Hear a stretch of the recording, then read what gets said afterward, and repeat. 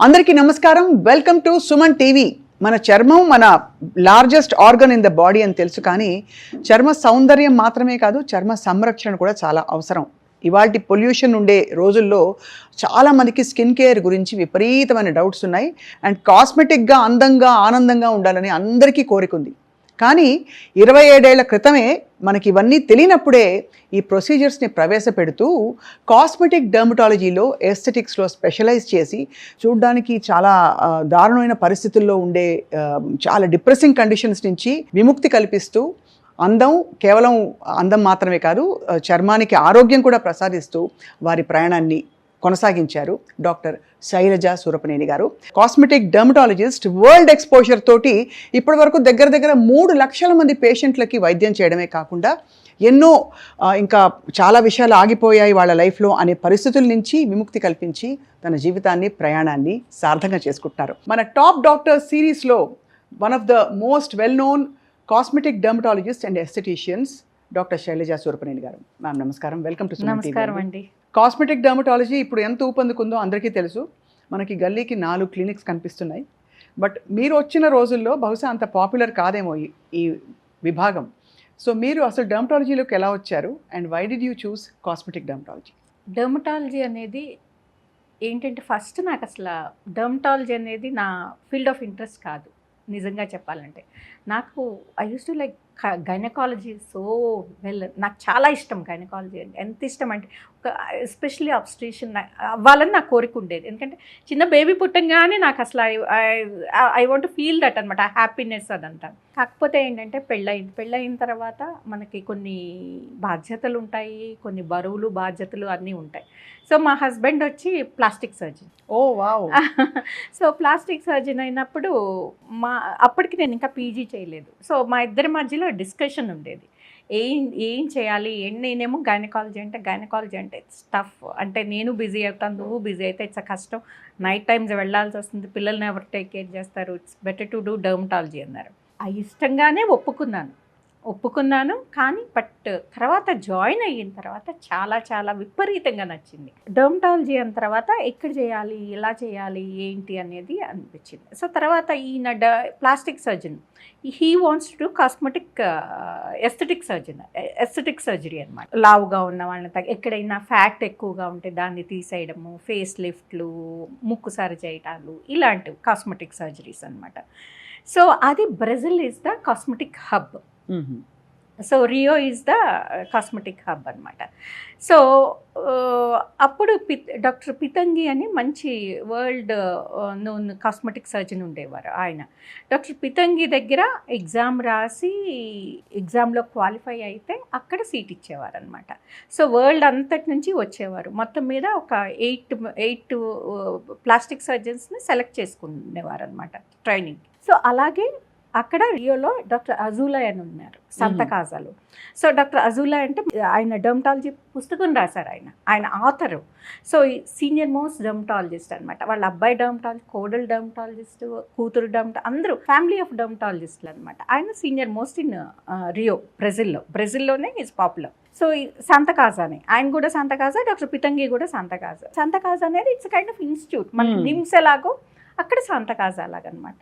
So అక్కడ join అవ్వాలి అంటే కనుక should write the exam, entrance test ఉంటుంది. సో ఆ ఎంట్రన్స్ టెస్ట్లో నువ్వు క్వాలిఫై అయితేనే దే టేక్ యూ అనమాట. సో దానికి ముందు మనం లాంగ్వేజ్ నేర్చుకుని ఒక 1 year దానికి ప్రిపేర్ అయ్యి రాసి ఎగ్జామ్ పాస్ అయ్యి క్వాలిఫై అయ్యి మనం సంతకాజాలో జాయిన్ అవుతాం. Wow. So you basically learned what language, ma'am?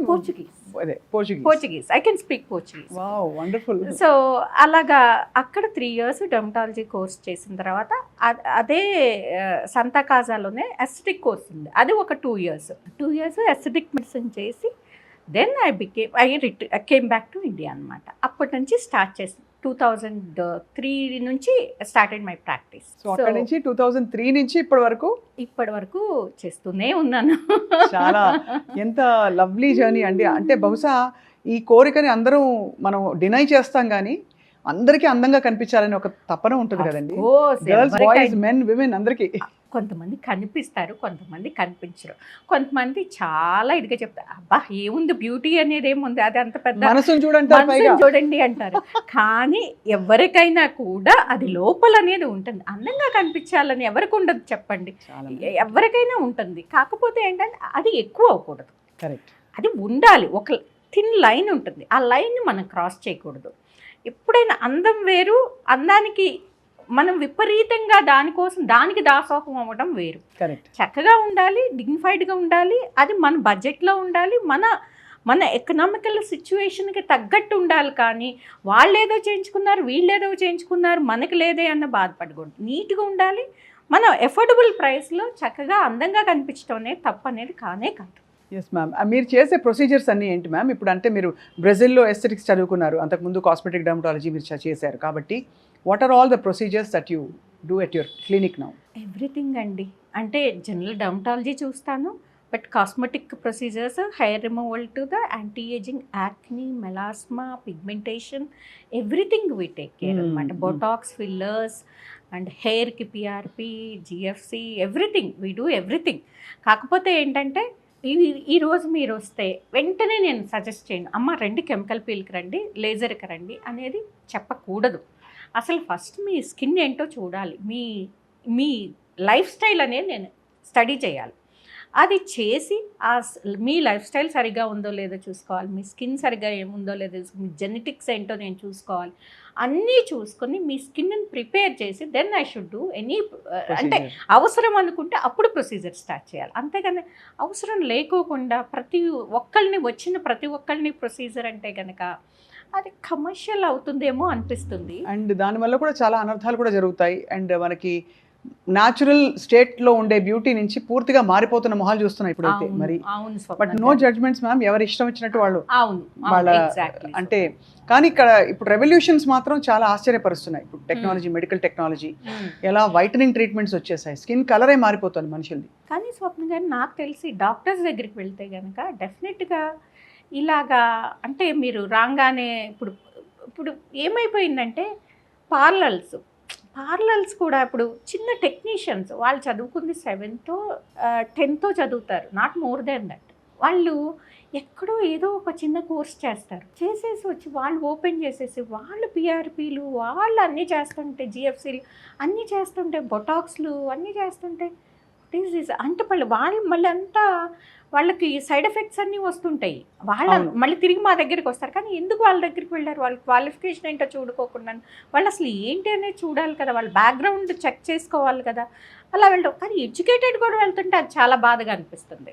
చాలా నిజం. మీరు నాకు మొన్న క్లినిక్లో సర్ప్రైజింగ్ ఏంటంటే ఆ పాప మెడికల్ ఆంకాలజిస్ట్, హిమాంకాలజీ చేస్తుంది, general medicine PG 3rd year. ఆ పాప హైడ్రాఫేషియల్ ఒక అమ్మాయి ఇంటికి వచ్చి చేస్తుందంట. సో బ్యూటీ పార్లర్ అమ్మాయి 2500కి సెషన్ చేస్తుందంట. అసలు ఘోరమైన యాక్నీ తోటి అంతా వచ్చిందనమాట. అంటే యాక్నీ ఫామ్ ఎరప్షన్ అనమాట, ఎలర్జీ లాగా వచ్చేసింది. సో వస్తే అమ్మ నువ్వు డాక్టర్వి, మెడిసిన్ ఫైనల్ ఇయర్ పీజీవి, నువ్వెందుకు అంటే ఒకసారి ఊరికే చెక్ చేద్దామని వెళ్ళాను మేడం అన్నారు. చెక్ చేయటం ఏంటమ్మా, ఇది స్కిన్, ఇప్పుడు మీరే ఇలా చేస్తే ఇంకా మామూలు తెలియని వాళ్ళు ఏం చేస్తారు? మనకి ఎంత తక్కువ ప్రైస్కి వస్తున్నా, మనం ఎంత ఇదైనా కూడా మనం టెంప్ట్ అవ్వకూడదు. ఇప్పుడు హైడ్రాఫేషియల్ అనగానే డాక్టర్ దగ్గరికి వెళ్తే 5000 అవుతుంది, లేదంటే 7000 అవుతుంది, అక్కడికి వెళ్తే 2000లో చేస్తున్నారని మీరు అక్కడికి వెళ్తే కనుక మీకు సైడ్ ఎఫెక్ట్స్ అనేవి ఎక్కువగా ఉంటాయి. అందుకని డాక్టర్లు అయితే అట్లీస్ట్ మీకు ఇది అవసరమా కాదా, ఏ ప్రొసీజర్ అవసరము, మీ స్కిన్కి ఏది సూట్ అవుతుంది అని చెప్తారు, గ్యారంటీ మ్యామ్. అలా కాకుండా ఎక్కడ పడితే అక్కడ చేయించుకోకూడదు. మీ అమూల్యమైన సమయాన్ని మాకు ఇచ్చినందుకు ధన్యవాదాలు ma'am. Thank you so much.